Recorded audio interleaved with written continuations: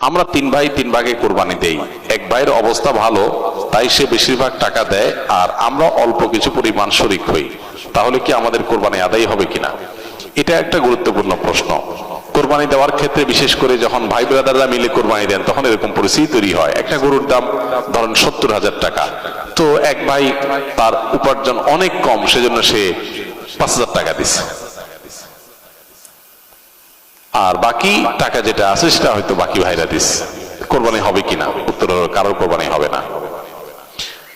কোরবানিতে যে কোনো একটা পূর্ণ অংশ নিতে হবে। 7 ভাগের একটা পরিপূর্ণ অংশ, 7 ভাগের 1 ভাগ, 7 ভাগের 2 ভাগ, 3 ভাগ, 4 ভাগ, সর্বনিম্ন 1 ভাগ নিতে হবে।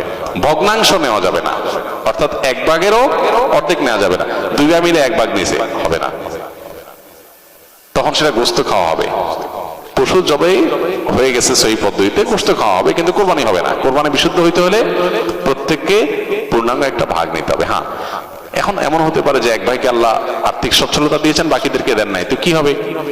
তখন সচ্ছল যিনি, তিনি তার পক্ষ থেকে কোরবানি দিয়ে বাকি সবাইকে সবার পক্ষ থেকে দিবেন, যে ঠিক আছে তোমার পক্ষ থেকে একটা শেয়ার, তুমি টাকা দিলা না, আমি তোমারটা দিয়ে দিলাম, এটা হতে পারে।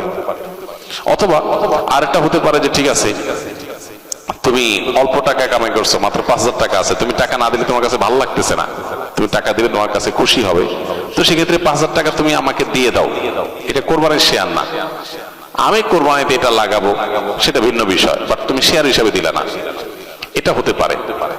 প্রবাসীরা অনেকে একটা কাজ করে, বিশেষ করে মিডল ইস্টে যারা থাকে, অনেক প্রবাসীরা কোরবানির দিন নিজেরা একটা ছাগল জবাই করে। তো রুমে 5 জন থাকে, এখন 5 জন মিলে একটা ছাগল জবাই করলে ওই ছাগলের টাকা তারা ভাগ করে।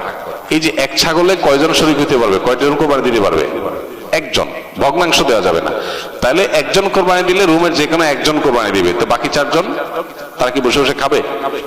গোশত তো সবাই খাবে, তো এই জন্য তারা 5 জন মিলে ভাগ করে টাকা দেয়। এখানে কারোরই আসলে কোরবানি হবে না, জবাই করা হবে, পশু গোশত খাওয়া হালাল হবে, কিন্তু কোরবানি হবে না। যদি কোরবানি হতে হয় তাহলে এমন করা যেতে পারে, 5 জন মিলে টাকা দিল, একজনকে দিয়া বললো ভাই আপনি মুরব্বী মানুষ, বড় মানুষ, বা আপনি যে কোনো কারণে আমাদের থেকে ভিন্নতর, তো এই টাকাটা আমরা সবাই তুলে আপনাকে দিলাম, কোরবানিটা আপনার তরফ থেকে আপনি দেন, সবটা একজনের হলো, গোশতটা সবাই খাইলো। বা এই বছর আপনার তরফ থেকে হলো, পরের বছর আমরা আবার সবাই টাকা পয়সা দিলাম, ভাই আরেকজন হলো, টাকা আপনাকে দিয়ে দিলাম আপনার তরফ থেকেও, কোরবানিটা একজনের হবে। ঠিক একইভাবে গরুতে ভগ্নাংশ, এটার ভাগ এভাবে আপনার শরীক হওয়া যাবে না, পূর্ণাঙ্গ একটা অংশের শরীক হতে হবে। তারপর